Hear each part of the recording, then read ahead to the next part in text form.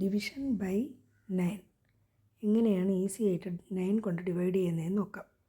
1241 divided by 9, division by 9.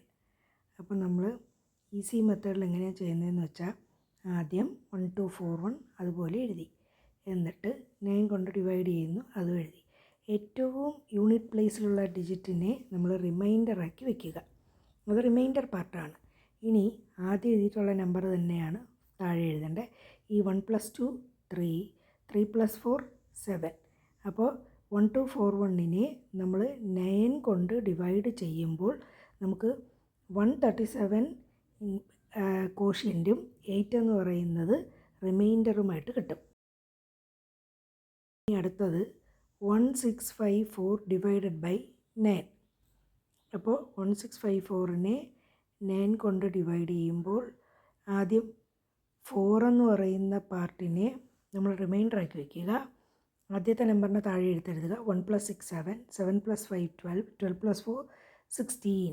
ഈ 16 എന്ന് പറയുന്നത് 9നേക്കാളും വലുതായതുകൊണ്ട് എത്ര ടൈംസ് പോവും എന്ന് നോക്കണം. 1 ടൈം. ബാക്കി ബാലൻസ് 7. അപ്പോൾ ആദ്യം 7 എഴുതുക. ആ 1 എന്ന് പറയുന്ന കോഷ്യൻറ്റിനെ നമ്മൾ 12ൻ്റെ കൂടെ ആഡ് ചെയ്യുക, ദാറ്റ് ഈസ് 13. ബാലൻസ് 1ന് 7ൻ്റെ കൂടെ ആഡ് ചെയ്യുക. അപ്പോൾ 183, റിമൈൻഡർ 7.